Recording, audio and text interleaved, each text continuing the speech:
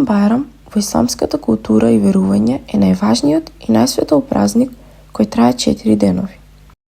Тој доаѓа 2 месеца и 10 денови после верскиот муслимански празник Рамазан Бајрам.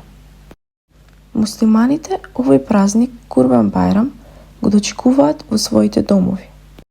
Најпрво, пред изгреј сонце, одат во околните муслимански храмови, наречени џамии, на молитва позната како сабах намаз, каде го чекаат изгревањето на сонцето и се клањаат, во нивната култура познато како Бајрам намаз. После клањањето, односно Бајрам намаз, следува честитањето, а потоа се оди на гробовите на своите најблиски починати за да им се оддаде почит. По завршувањето на светите муслимански обичаи во џамијата и на гробиштата се враќаат во своите домови каде се припрема жртва, односно курбан, според правилата на шеријатот. А најчесто курбан е овен, чие месо се разделува на 3 дела. На најблиските, сиромашните и комшиите, без разлика на вера и националност. За време на ручекот, домакинката богато ја полни трапезата, затоа што се очекуваат најблиските роднини на гости. После ручекот, убаво дотерани во најновата облека, излегуваат на сред село или место за собир, каде има жива музика да се провеселат, но и да се видат и со другите роднини и пријатели. Општина Конче е една од оние општини во нашата држава во која живеат поголем број на муслимански семејства, кои ја продолжуваат традицијата на своите предци да за време на овој светол муслимански празник си подадат рака и со своите пријатели и соседи христијани заедно во духот на еден соживот да го прослават Курбан Бајрам.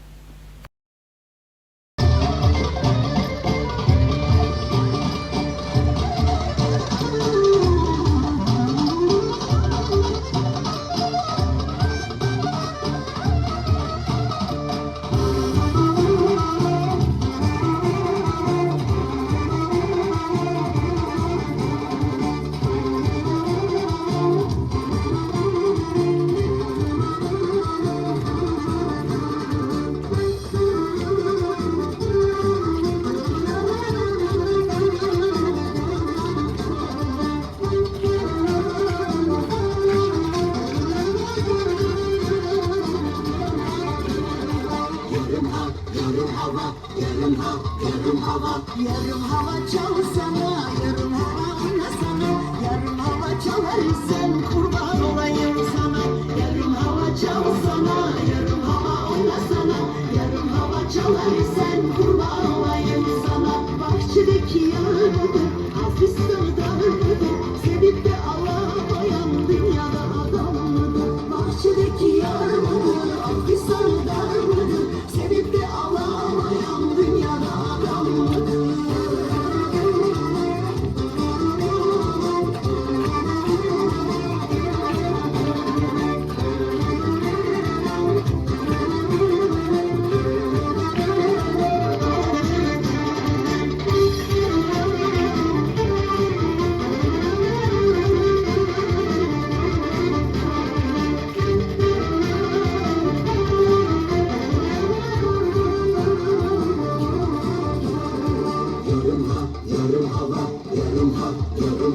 Yarım hava çalsana, yarım hava oynasana, yarım hava çalar sen kurban olayım sana.